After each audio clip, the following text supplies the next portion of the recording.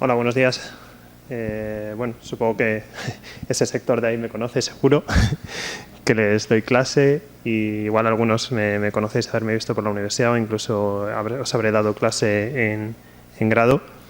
Y gracias Álvaro por la presentación y a Fran, Álvaro y Aarón por la organización y por darme la oportunidad de presentar aquí algunas cosillas. Y había añadido una pequeña coletilla al título y describe un poco lo que quería contar en esta charla. Es la primera vez que doy esta charla tal y como la doy, así que bueno, a ver lo que resulta.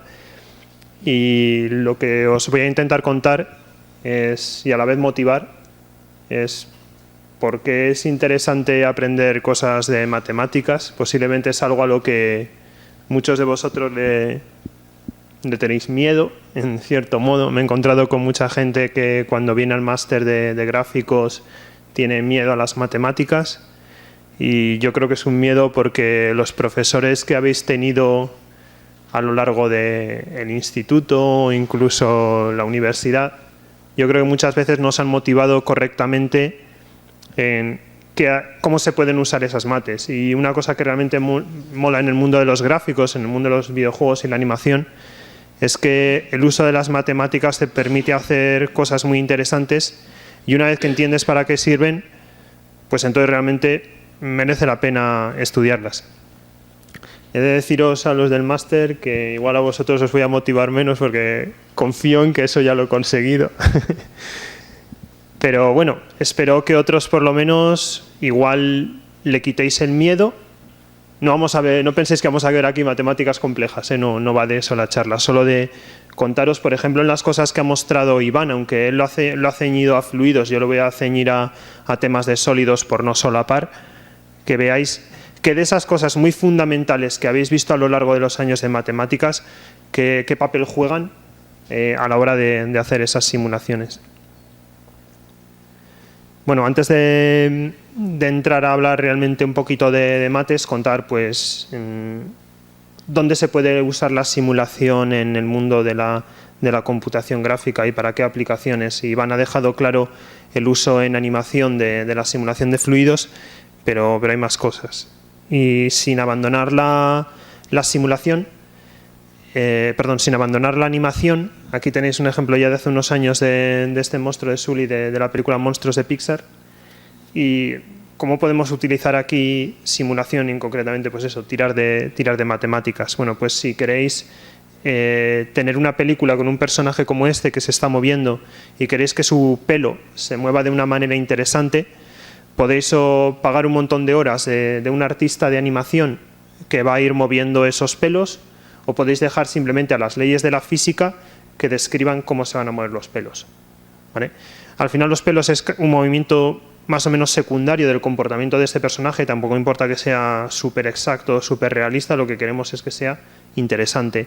Y si hay cerca del 1.000.000 de pelos como tiene este personaje de aquí, pues imaginaros la carga de trabajo que habría en tener que controlar todo eso modelando cada fotograma de una animación. Es totalmente irrealizable. Sin embargo, si dejamos a la física que lo gobierne, pues igual encontramos algo que es bastante resultón. En videojuegos cada vez se está introduciendo más la utilización de simulación física. Iván nos ha dicho que bueno, los fluidos es algo que se está metiendo. Hay algunos videojuegos que ya tienen algo. El problema de meter simulación en videojuegos es controlabilidad de lo que está pasando.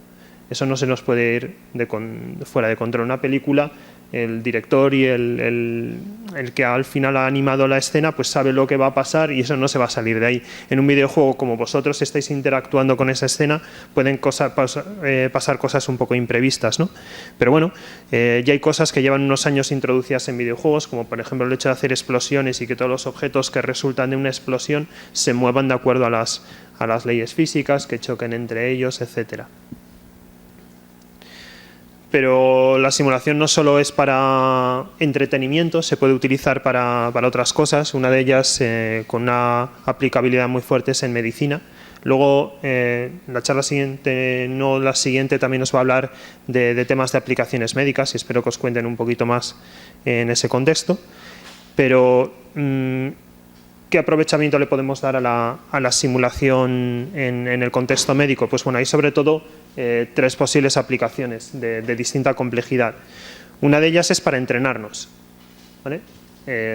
Imaginaos un cirujano que os va a hacer una intervención y ese cirujano no ha hecho nunca esa intervención, ¿vale? Yo qué sé, sois deportistas, tenéis un problema en una rodilla y os van a hacer una intervención en la rodilla. Pues nadie quiere ser el conejillo de indias de ese cirujano. Entonces, ¿cómo puede aprender el cirujano a operar? Lo puede hacer con maniquíes, con cadáveres, nada de eso se comporta realmente como la rodilla de un ser humano.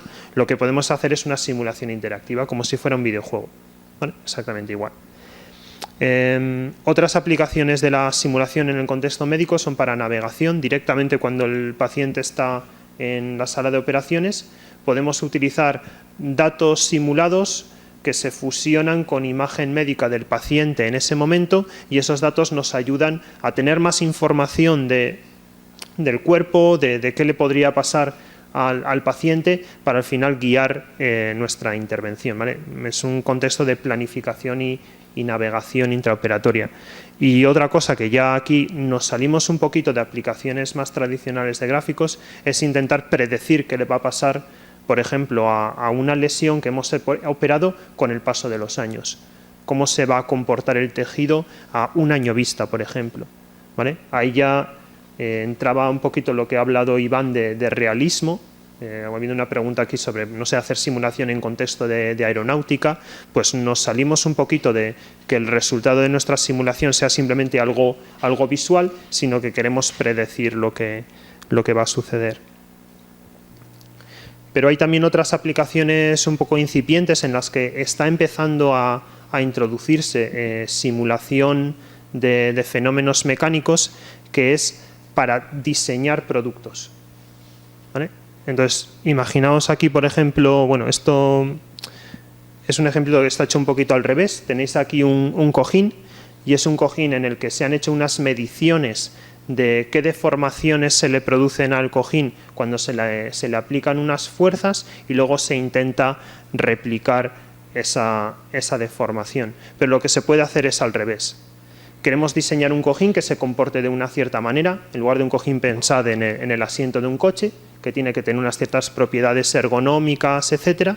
Entonces, nos basamos en la simulación para finalmente calcular cómo distribuir el material, etcétera, en ese asiento. Entonces, os voy a mostrar un ejemplito de un trabajo en el que participé hace unos años,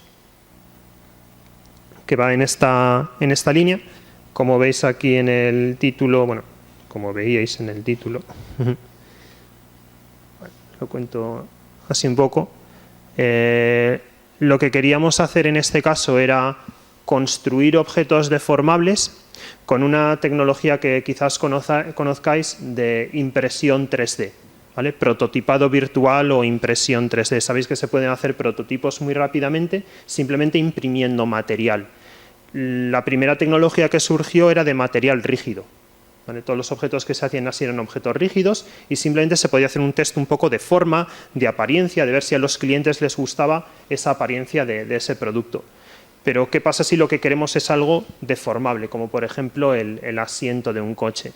Bueno, pues una manera de conseguir un prototipado rápido de algo deformable es mezclando una serie de materiales deformables.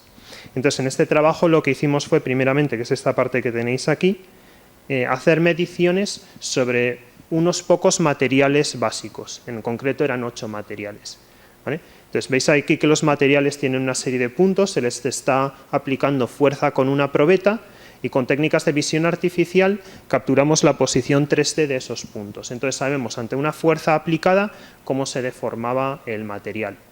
Eso al final nos permite caracterizar el comportamiento de ese material, y hacemos lo mismo para los 8 materiales, ¿vale? Es la primera fase de aquí de mediciones, y luego hay una fase de tirar de un montón de simulaciones para ver cómo, combinando estos 8 materiales básicos, podemos generar materiales más o menos arbitrarios. Por ejemplo, materiales que nos describan ese comportamiento de ese asiento. Os voy a tirar un poquito hacia el final, es un vídeo un poco largo. Aquí tenéis una máquina que, bueno, no se ve muy bien, pero dentro se están imprimiendo capas de material. La impresión para que el objeto se sostenga tiene que ser por capas, pero en cada zona del objeto se está imprimiendo un material distinto según el comportamiento global que queramos conseguir. Y bueno, luego podemos hacer pequeñas tonterías, ¿vale? Como haber medido una chancleta de verdad e intentar hacer una chancleta por prototipado rápido que se comporte igual que la chancleta de verdad. Y bueno, pues luego nos la podemos incluso vestir y probarla, ¿vale? Esto es el primer trabajo que intentaba hacer algo así. No se habían hecho técnicas de cómo hacer prototipado de objetos deformables, entonces todavía cuando se hizo la tecnología estaba muy limitada en qué tipo de objetos se podían imprimir. Entonces la chancleta veis que es algo que se puede entender muy bien como que el material está creciendo hacia arriba. A día de hoy ha avanzado la técnica de impresión y nos podemos plantear imprimir otros objetos. Bueno, y con esto me salgo de la parte de introducción de posibles aplicaciones de la simulación en un contexto de computación gráfica y me meto un poquito con las mates, ¿vale? Y reitero, no voy a dar aquí una clase de mates, no pretendo hacer eso, pero igual le podemos quitar un poquito el miedo a tanta fórmula que normalmente la vemos sin más como una fórmula y no entendemos para qué sirve y nos motiva muy poco, pues aprendernos sin más esa fórmula y aprender a utilizarla. A mí me gustaría que, por ejemplo, ya en el bachillerato, por ejemplo, incluso antes, si cuando la gente da clases de cálculo, por ejemplo, utilizase problemas del contexto de la animación, porque se pueden diseñar pequeños problemas, yo creo que eso motivaría mucho más a la gente para aprender este tipo de cosas. Bueno, pues voy a dar unos poquitos ejemplos de cosas muy básicas que habéis aprendido a lo largo de los años en mates, que estimo que muchas veces las habéis aprendido sin contexto, ¿vale? Y les vamos a dar un contexto en el mundo de la simulación, en concreto de la simulación mecánica. Entonces, hace ya porrón de años que todos vosotros veríais cómo resolver sistemas de ecuaciones, ¿vale? Aquí tenéis dos, pero se entiende que aquí puede haber más. Hay un par de variables, podría haber más, que son x e y, y queréis calcular el valor de esas variables de manera que se cumplan todas esas ecuaciones. Y os enseñaron métodos de sustitución, etcétera, para poder resolver esas ecuaciones. En mi opinión, ¿cuál era el problema? Que os daban ecuaciones ya, ¿vale? Nadie os decía, ¿y de dónde salen esas ecuaciones? ¿Cómo escribo yo las ecuaciones? Que es muchas veces el problema más interesante, no solo resolverlas, sino saber escribirlas en un cierto contexto. Entonces os voy a ir mostrando aquí pequeñitos ejemplos, ¿vale? Esto que veis aquí es una práctica que aquellos chicos de allí han hecho en el máster, ¿vale? Que al final lo que estamos haciendo de alguna manera es resolver unas pocas ecuaciones.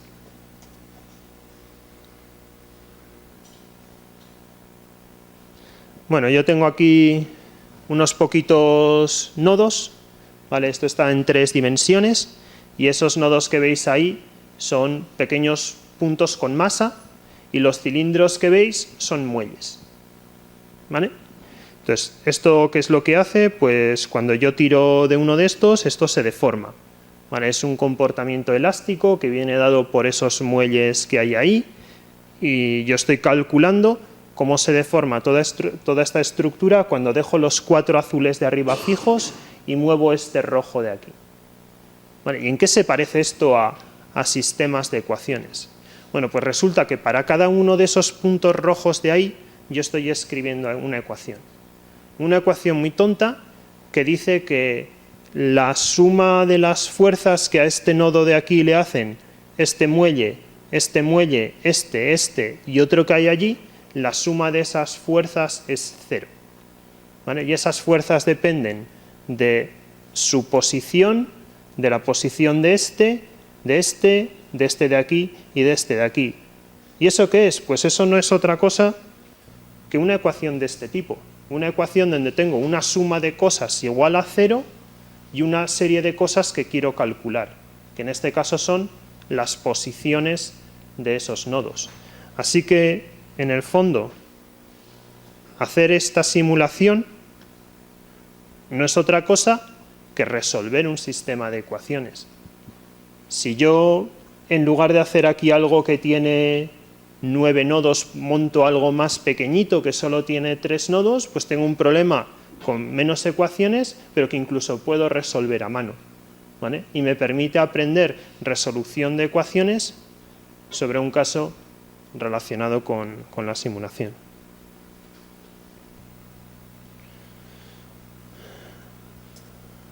Bueno, otra herramienta de matemáticas que normalmente hemos aprendido de manera súper abstracta. Por ejemplo, ya en el bachillerato, incluso en la universidad, si habéis dado álgebra, habéis aprendido a operar con matrices y habéis aprendido propiedades de matrices, ¿vale? Yo aquí tengo arriba un producto matriz por vector igual a vector, y yo sé que puedo calcular U, por ejemplo, si hago la inversa de esa matriz, y nos habrán enseñado cómo se calcula la inversa de una matriz, cómo se hacen los productos, etcétera, ¿vale? Pero todo eso para matrices dadas. Para una matriz que yo no sé en qué contexto está y yo no sé, que me motiva poco, y digo, ¿para qué sirve todo esto? Bueno, pues resulta que esa ecuación que hemos escrito antes, ¿vale? La misma ecuación de antes, esta de aquí, la puedo escribir realmente como matriz por vector igual a vector, ¿vale? Bueno, ¿y eso por qué es interesante? Pues porque entonces ese problema que yo estaba simulando, ¿vale? Esto de aquí no deja de ser un problema de que si yo quiero calcular las posiciones de los nodos rojos, lo que tengo que hacer es resolver un problema de una matriz por un vector igual a otro vector y calcular la inversa de esa matriz. No deja de ser eso. Y bueno, vale, pero estamos haciendo lo mismo. Ya, pero lo interesante es que si lo estoy expresando como matriz, ¿vale? Y vector igual a inversa de matriz por vector, lo mismo me da trabajar con esto de aquí, que es muy pequeñito,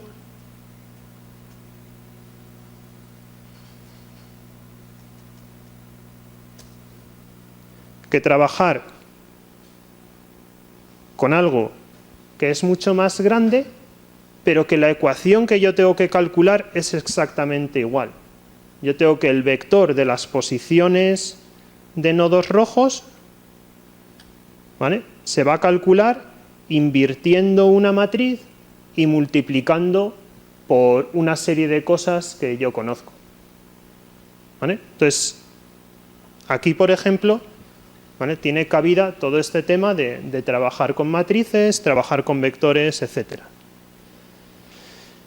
¿Y qué es lo realmente interesante? En mi opinión, como os decía antes, lo realmente interesante, yo no creo que es tanto aprender a operar con esas matrices, sino muchas veces saber escribir la matriz. Entonces, si estamos trabajando con un problema concreto, nos pegamos con aprender a escribir la matriz.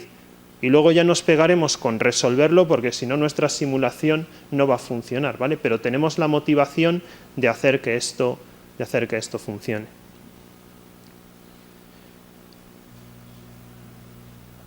He dicho una pequeña mentirijilla, ¿vale?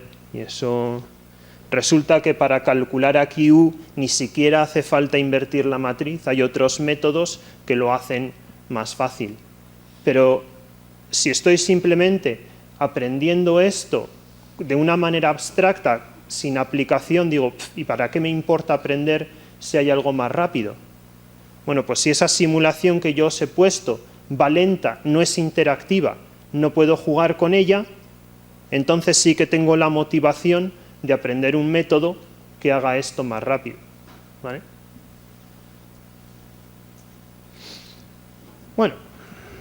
siguiente herramienta, ¿vale? Seguro que todos la habéis visto, supongo que en el bachillerato, quizás también en la universidad, calcular derivadas. Y me apuesto lo que sea que cerca del 100%, si no el 100%, también habéis aprendido a hacer esto de manera completamente abstracta. Os daban una función y ahora teníais que aprender un montón de reglas para ver cómo calcular la derivada de esa función. Y esa función podía tener polinomios, como hay aquí, podía tener funciones trigonométricas, podía tener productos, y me tenía que aprender todas las reglas de cómo derivar cada una de esas cosas para llegar al final al resultado de abajo. Bueno, pues en mi opinión, enseñar derivadas en este contexto es el mayor pecado, de todo lo que estamos viendo, para mí es el mayor pecado de la enseñanza de mates en bachillerato y posiblemente en la universidad. ¿Y por qué? Pues igual por el tipo de trabajo que hago, resulta que la derivada es algo que me parece súper útil, ¿vale? Y aprenderla sin contexto, pues digo, pues no me motiva mucho. Pero si aprendo realmente para qué me sirven estas derivadas, pues igual me motiva bastante más aprender a hacer esto y aprender a hacerlo bien. Bueno, voy a aprovechar para contaros esto de las derivadas tirando un poco para el terreno, tirando para casa, ¿vale? En el contexto de, por ejemplo, un proyecto europeo en el que estamos trabajando, y os explicaré un poquito, bueno, y dónde juegan ahí un papel las derivadas. Juegan muchos papeles las derivadas, pero os contaré alguno de ellos. Este proyecto en el que trabajamos se llama WearHub, lo dirige la Universidad de Siena en Italia, participamos 10 universidades europeas en él. Álvaro, que ha hecho la presentación, trabaja en este proyecto, así que también os puede contar mucho. ¿Y qué queremos hacer en ese proyecto? Bueno, pues esta persona que veis aquí lleva algo puesto en los dedos. Eso que lleva puesto son unos pequeñitos dispositivos que le van a aplicar fuerzas en los dedos. Le van a permitir deformar los dedos y al final nos va a permitir sentir tacto virtual, ¿vale? Lo mismo que los auriculares que lleva puesto Iván le permiten oír música, o si ahora yo me pongo unas Google Glasses me permite ver algo aquí delante. La idea de estos dispositivos es que me permitan tocar cosas, y la novedad respecto a otras cosas que se han hecho es que yo voy a vestir estos dispositivos, ¿vale? Como me he visto los auriculares o me he visto las gafas. Voy a poder tocar cosas simplemente vistiendo unos dispositivos. El rol que jugamos nosotros en este proyecto es simular el tacto humano, simular cómo se deforma la piel, simular las fuerzas y deformaciones que existen cuando tocamos cosas, de manera que si hacemos una simulación, nosotros podemos luego decirle a ese dispositivo qué fuerzas tiene que aplicar al usuario que lo está vistiendo. ¿Vale? Bueno, ¿y qué papel juegan aquí, por ejemplo, las derivadas? Bueno, antes de eso os voy a mostrar otro ejemplo. A ver aquí. Vale. Hemos visto que las matrices eran algo muy interesante y que nos permitían resolver ecuaciones, pero esas ecuaciones en el fondo son unas ecuaciones que no nos sirven para hacer mucho en el mundo real. Son ecuaciones que se llaman lineales, y a aquel sector ya le empezarán a sonar cosas en las que insisto mucho. Bueno, la linealidad es algo que nos permite hacer cosas fácil. ¿Qué quiere decir lineal? Lineal quiere decir que si yo aprieto algo, por ejemplo, ¿vale? Me aprieto la piel y aprieto con una fuerza de 1 newton y se deforma 1 milímetro. Algo lineal, si yo aprieto con 2 newton, se deforma 2 milímetros, etcétera, ¿vale? Al doble de fuerza se deforma el doble. Y eso permite resolver cosas, por ejemplo, con matrices, y resulta fácil resolverlo. Entonces, ¿qué pasa si nosotros describimos algo mediante fuerzas lineales? ¿Vale? Aquí vais a ver una viga que se va a deformar por su propio peso, ¿vale? Está atada en este lado de aquí, y aquí vais a ver cómo se comporta esta viga si yo tengo ese tipo de fuerzas, fuerzas que a doble de deformación la fuerza es el doble. Bueno, pues a esta viga le pasa esto.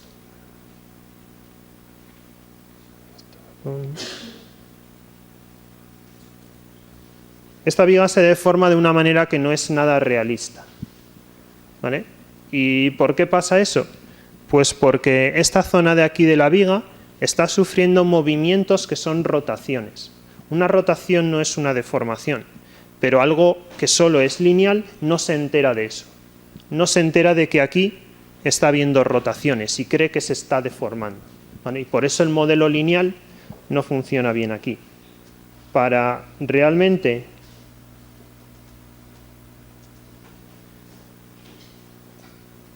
describir mejor el comportamiento de la deformación de esta viga, tenemos que empezar a usar modelos no lineales. No lineales es que a doble de fuerza eso ya no se ha deformado necesariamente el doble, ¿vale? Y no tenéis que ir muy lejos para encontrar algo así. Vuestra propia piel, ¿vale? Presionad vuestra piel, presionad un poquito y la yema de los dedos se deforma un montón. Presionad el doble, eso deja de deformarse ya el doble. Llega el momento que presiono mucho y la piel ya no se deforma. El mundo real es así, el mundo real es no lineal. Y eso pasa en deformaciones, pasa en los fluidos que os ha enseñado Iván, etc. Bueno, pues aquí tenéis uno de los trabajos, por ejemplo, que está haciendo Álvaro, en simulación de la piel, y lo que pasa si el modelo que estamos utilizando para describir la piel es un modelo lineal. Y veis dos artefactos muy serios. Allí a vuestra derecha veréis que el dedo se está comprimiendo excesivamente y eso no parece para nada realista, ¿vale? ¿Qué tipo de modelo hemos usado? Uno que con poquita fuerza se deforma como un dedo real, pero si presionamos mucho deja de deformarse como un dedo real. Otra cosa que veis aquí es que cuando deslizamos sobre la mesa, ¿vale?, tenemos fuerzas de fricción que hacen que al final todo el dedo se deforme y se colapse sobre sí mismo, de nuevo, porque llega un momento que el modelo es demasiado blando, cuando debería tener en cuenta la no linealidad de la piel de verdad.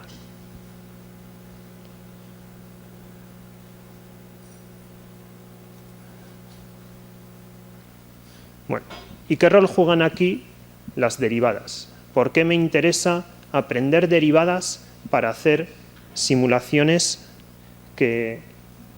Perdón, que quería enseñaros este.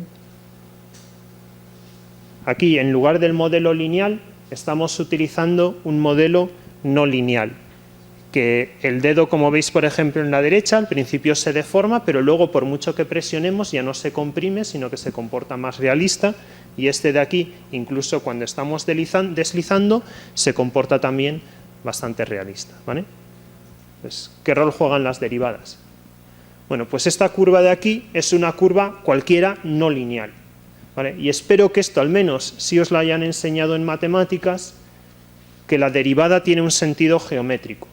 Y ese sentido que tiene es que la derivada es la tangente a esa cosa no lineal en cada punto, ¿vale? Si yo calculo esa fórmula de la derivada, que era una fórmula, me la han enseñado como algo abstracto, realmente lo que estoy calculando es esa tangente. ¿Y por qué es eso interesante?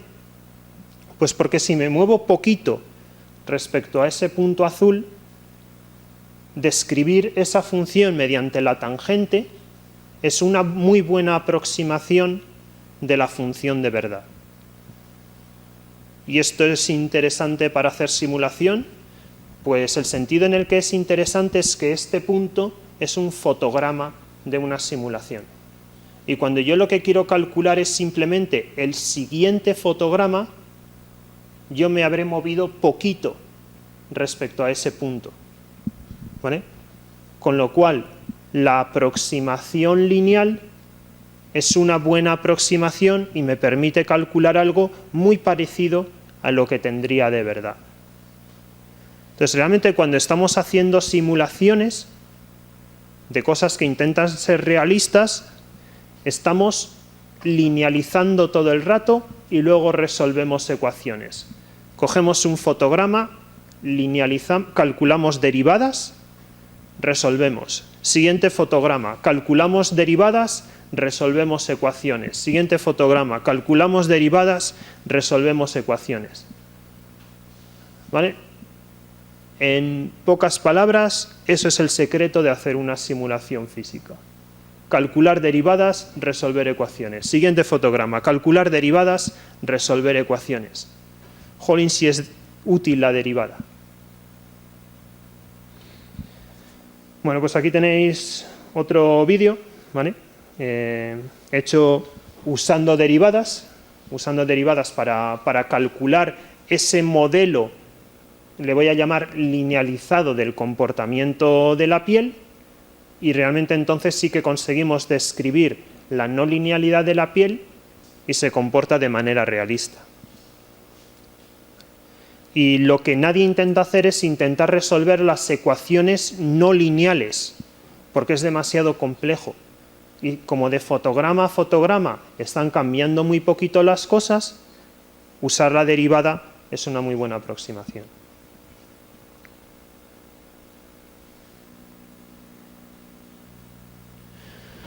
Bueno, siguiente herramienta de matemáticas. En su momento, posiblemente después de aprender derivadas, porque se usaba, os enseñarían a calcular máximos y mínimos. Bueno, aquí tengo una función f de x y espero que esto suene, que si yo quiero calcular dónde está el mínimo de esa función, lo que tengo que hacer es calcular la derivada de esa función, igualarla a 0 y resolver la ecuación, ¿vale? Para sacar para qué x la derivada es 0. Y eso me da el mínimo de esta función. Bueno, y de nuevo, ¿cómo aprendemos normalmente esto? Pues nos dan funciones a poder ser cada vez más compleja, ¿vale? Que esa ecuación de ahí tenga una pinta más compleja, venga, para que para el examen estén bien preparados los alumnos, pero nos falta contexto. ¿Y esto para qué me sirve? ¿Vale? Y concretamente en este caso, para hacer simulación, para hacer animación, ¿esto para qué me puede servir? Bueno, pues hay un montón de usos de calcular máximos y mínimos. Os voy a contar alguno, de nuevo voy a barrer para casa y lo voy a contar más relacionado con las cosas que hacemos. Imaginad este objeto azul, ¿vale?, que se mueve a lo largo del tiempo y al pasar de un fotograma al siguiente choca con el objeto rojo. La simulación, en principio, si los tratamos cada uno por su cuenta, no se entera de eso, ¿vale? Pero nosotros lo que queremos es que esos objetos no interpenetren uno con otro. Y la idea es, bueno, ¿y dónde muevo el objeto azul para que no choque con el rojo? Lo puedo mover a un montón de sitios. Lo que podría hacer es ver cómo se ha movido el objeto azul y cuando haya llegado a tocar con el rojo, lo dejo ahí. ¿Vale? Pues eso no es lo mejor que podéis hacer. Lo mejor que podéis hacer es calcular la posición del objeto azul como aquella que minimiza la distancia a la que tendría sin una colisión. ¿Vale?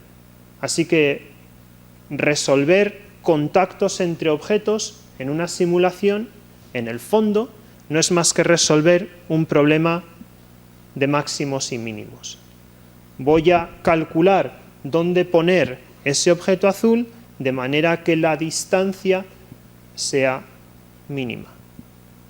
¿Vale? Así que, ¿qué es lo que tengo que hacer? Derivar, escribir una ecuación y resolverla. ¿Vale? Incluso este problema de responder a colisión no se distingue de eso que hemos estado viendo hasta ahora. Y os muestro aquí unos ejemplos donde en todos ellos la simulación del objeto que se está deformando se está calculando resolviendo un problema de máximos y mínimos. Aquí tenéis varios, uno de ellos con una superficie de un caballo. En este caso tenéis un problema de calcular simulaciones de telas. Y ahora os menciono otro que también es interesante porque aquí hay otro nuevo problema de máximos y mínimos que se está resolviendo. ¿Vale? Además de resolver, calcular dónde están los objetos de manera que se acerquen lo más posible a las configuraciones que tendrían sin colisiones, hay otro efecto muy interesante que se ve aquí, y que es la fricción entre los objetos. ¿Vale? Si entre los objetos no hubiera fricción, estos objetos deslizarían infinitamente, ¿vale? Como si esto estuviera todo hecho de hielo, por ejemplo. ¿Vale? Sin embargo, veis que los objetos acaban posicionándose unos sobre otros y a veces parece que deslizan, paran, vuelven a deslizar un poquito. Eso lo está consiguiendo el modelado de fricción en esta simulación. ¿Y qué es modelar fricción? Pues modelar fricción no es más que resolver de nuevo un problema de máximos y mínimos. ¿Cuál? Vamos a hacer que cuando dos objetos chocan y tienen una velocidad relativa que están deslizando uno sobre otro, vamos a intentar minimizar la diferencia de velocidad que hay entre ellos. ¿Vale? Vamos a intentar minimizar la velocidad relativa. Entonces, resolver fricción, de nuevo, es un problema de máximos y mínimos. Cambiando ese problema un poquito, se consigue hacer incluso adherencia. ¿Vale?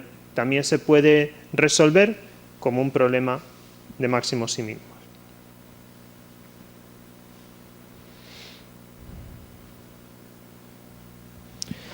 Y bueno, os cuento un poquito sobre otro proyecto en el que estamos metidos, que también va a tener mucha relación con calcular máximos y mínimos. Este proyecto se llama Animetrics y lo que estamos intentando hacer en este proyecto es describir el comportamiento del mundo real, que, por ejemplo, toda la turbulencia, todas las burbujas que aparecen al verter agua en un vaso, que tiene un comportamiento complejo, no lineal, que lo represento por esa curva compleja que veis ahí. Voy a intentar describir eso utilizando modelos simples, modelos, por ejemplo, lineales, que es lo que intento describir con la última gráfica que veis ahí. ¿Y qué tiene de interesante el proyecto? Que para saber qué modelos lineales utilizar y para saber cómo combinarlos, lo que vamos a hacer va a ser grabar movimientos del mundo real para luego calcular aquellos modelos de allí. ¿Y por qué es esto un problema de máximos y mínimos? Porque aquellos modelos de allí son modelos que tienen unos parámetros. Y lo que vamos a hacer va a ser calcular qué parámetros hacen que el comportamiento de aquellos modelos sea lo más parecido posible al comportamiento real. ¿Vale? De nuevo, es minimizar la diferencia de comportamientos. Así que, de nuevo, es un problema de máximos y mínimos. Y todos los resolvemos igual. Derivamos, escribimos unas ecuaciones y resolvemos esas ecuaciones. Bueno, os muestro aquí, por ejemplo, un trabajo que hemos hecho en esta línea, en colaboración con un grupo de investigación de Disney en Zúrich, entre otros, en el que lo que queríamos hacer era estimar modelos de simulación de telas usados en el mundo de la animación, de manera que los parámetros de estos modelos permitiesen un comportamiento lo más cercano posible a telas de verdad. Lo que tenéis en el recuadro superior es una grabación con una cámara de una tela de verdad de un tamaño de 10 por 10 centímetros, a la que le aplicábamos unas fuerzas conocidas con unos cables y con dos cámaras de visión artificial reconstruíamos la configuración de la tela. Y luego formulábamos nuestro problema de optimización para calcular los parámetros del modelo que haga que eso se comporte lo más parecido posible. Aquí tenéis, por ejemplo, todo el setup utilizado para la captura. Aquí en medio se ve, esto de aquí es el cachito de tela de 10 por 10 centímetros. Aquí hay unos cilindros controlados que mediante unos cables tiran de la tela. Aquí arriba veis un conjunto de cámaras que nos permite por visión artificial reconstruir la deformación de la tela, y luego con todas esas mediciones entramos en el problema de máximos y mínimos.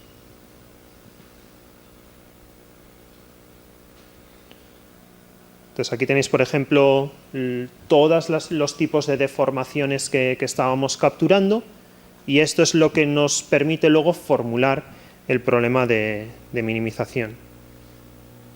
Aquí veis, por ejemplo, unos cuantos resultados.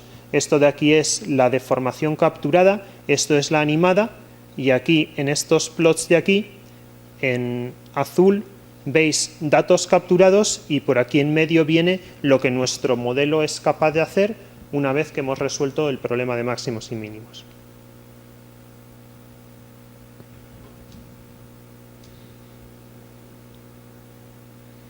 Bueno, no me voy a alargar mucho más con esto y voy a pasar a la última herramienta matemática. Ya está, con esta acabo. Integrales. Posiblemente de todo lo que hemos visto hasta aquí, lo que más miedo da, y me incluyo aquí. ¿Vale? ¿Y en qué consistía esto de integrar? Pues bueno, de nuevo nos soltaban unos formulotes, nos enseñaban unas cuantas reglas de integración y teníamos que calcular qué función, que es aquella de allí, tiene como derivada esta de aquí. Bueno, que no me oigan vuestros profesores de mates y cálculo casi nunca, y eso que me dedico al mundo de la investigación y resuelvo muchas integrales, casi nunca he utilizado esas reglas que nos enseñan. ¿Vale? ¿Y por qué? Porque una integral en el fondo es una suma, y la manera en la que para hacer simulación se resuelven integrales no es aplicando todas esas fórmulas que nos han enseñado, sino que es hacer una suma de un montón de cachitos pequeños. ¿Vale? Entonces, hablando técnicamente, en lugar de tratar el problema con una resolución analítica de la integral, lo que se hace es una resolución numérica. ¿Vale? ¿Por qué? Porque todos esos métodos que os han enseñado están muy bien para problemas facilones, ¿vale? Aunque os dieran mucho miedo, pero cuando vamos a problemas del mundo real, la manera de resolverlos es haciendo sumas. Y bueno, pues lo voy a juntar todo. Os voy a contar un proyecto de investigación que hemos hecho donde juntamos absolutamente todas estas herramientas de las que he hablado. Y es un problema de simular fractura. Y cómo entra en juego todo eso si quiero simular fractura. Pues la manera en la que lo habíamos hecho es la siguiente. Imaginad aquí una situación donde tenemos un caballo y le pegamos un impacto con una bola, y ese caballo se deforma como resultado de ese impacto. ¿Vale? Bueno, pues vamos a definir una energía de cómo está deformado ese caballo, y esa energía, en el fondo, es una integral en todo el caballo de la energía que hay en cada punto del caballo. ¿Vale? Entonces aquí abajo veis que hay una integral. ¿Qué es lo que estamos haciendo? Cogemos cada punto del caballo, calculamos la energía de deformación que hay ahí y lo sumamos para todo el caballo. ¿Vale? Ya os adelanto que esa integral no la resolvemos analíticamente con esas expresiones que aprendisteis. La resolvemos descomponiendo el caballo en cachitos pequeños, calculando la energía para cada cachito y sumando todo eso. ¿Vale? Entonces ahí ya está la aplicación de esta herramienta de la integral. Máximos y mínimos. ¿Cómo aplicamos máximos y mínimos aquí? Bueno, pues vamos a definir la fractura de la siguiente manera. Vamos a poner fragmentos que nos van a partir ese objeto, ¿vale? Y el resultado de la fractura va a ser la combinación de fragmentos que me haga más pequeña, que me haga mínima la energía que tengo después de romper el objeto. Ahí ya he formulado un problema de minimización. Cuando un objeto se deforma, y se va a romper, lo que sucede con la fractura es que la energía se libera, ¿vale? Entonces, estoy diciendo dónde voy a poner esos fragmentos de manera que la energía después de romperse sea lo más pequeña posible. Y así voy a resolver, al final, resolviendo ese problema de minimización, dónde poner los objetos. Y ya hemos visto antes que minimizar nos lleva a calcular derivadas y finalmente resolver sistemas de ecuaciones mediante matrices, ¿vale? Así que todas las herramientas que hemos visto las utilizamos al final. Bueno, pues os muestro el vídeo con algunos de los resultados.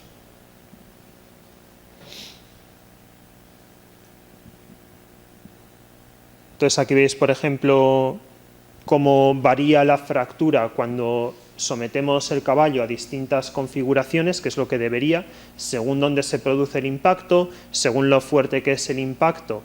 Este problema de minimización nos debería dar distintos resultados que deberían ser plausibles respecto a lo que esperamos en esta figura del caballo de verdad, ¿vale? Entonces, según dónde está la orientación, choca en un sitio y la fractura se concentra más en esa parte. Si lo tiramos de más arriba nos aparecen más fragmentos, etc. Y todo esto de manera automática, resolviendo ese problema de máximos y mínimos.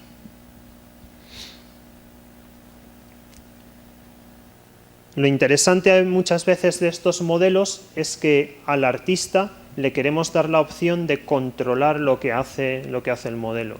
Así que añadiría un poquito a una pregunta que le habéis hecho, Iván, de hacia dónde puede ir la industria. En mi opinión, lo que siempre es importante en la industria de animación es dar controlabilidad a los artistas.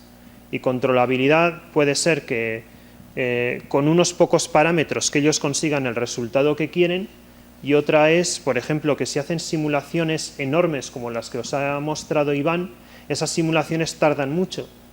¿Cómo puedo, con una simulación pequeñita, intentar predecir cómo se va a comportar la simulación grande? Eso, por ejemplo, es algo que yo creo que la investigación y la industria debería tender a resolverlo. Y bueno, aquí ya aparecen más cosas, como por ejemplo luego lo que utilizamos en el proyecto fue precalcular un montón de simulaciones para luego hacer las simulaciones de verdad más rápido y ver que en la simulada y la, digamos, aprendida se parecía el comportamiento. Pero bueno, lo dejo corriendo y con esto acabo. Espero haberos motivado un poquito a aprender un poco más de mates, que yo creo que son muy útiles. Y no sé, espero que la gente cambie el chip y las enseñe de otra manera, aunque ahí no puedo hacer mucho. Bueno, muchas gracias por vuestra atención.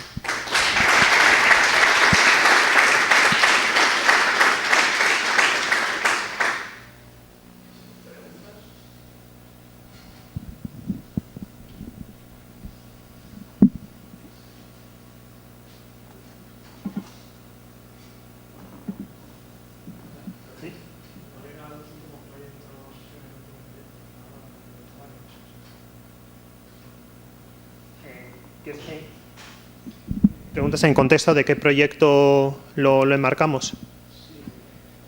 Vale. En general, en este proyecto que os contaba, os he dicho solo parte de la historia de este proyecto, que es utilizar datos del mundo real para generar modelos más sencillos. Otra manera en la que podemos utilizar datos es haciendo muchas simulaciones antes, para luego tener simulaciones que de manera más rápida sean capaces de conseguir un comportamiento similar. ¿Vale? Entonces, esta idea muy genérica la estamos intentando aplicar a fenómenos mecánicos bastante diversos, fenómenos que sean de deformaciones, fenómenos que sean de fluidos y fenómenos relacionados con fractura. Entonces, en todos ellos los vemos desde dos puntos de vista, o bien precalcular muchas simulaciones para aprender un modelo más sencillo que luego corra más rápido y tenga un comportamiento similar, que es lo que habíamos hecho en el caso de la fractura, o capturar datos del mundo real para ver qué modelo se comporta lo más parecido posible a los datos del mundo real, que es lo que habíamos visto en el caso de las telas. ¿Sí? Lo que son las simulaciones que vais a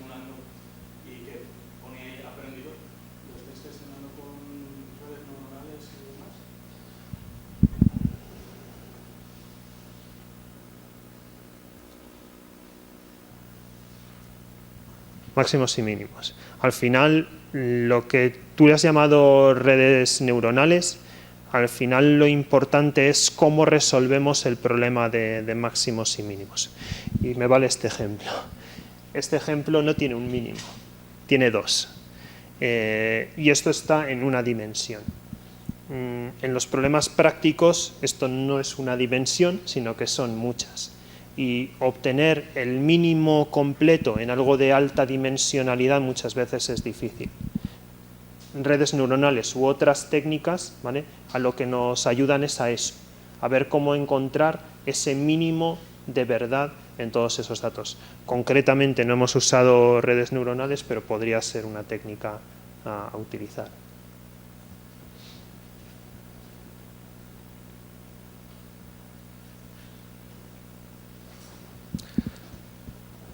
Bueno, pues nada, si no hay ninguna pregunta más. Gracias de nuevo y que lo paséis bien en estos días.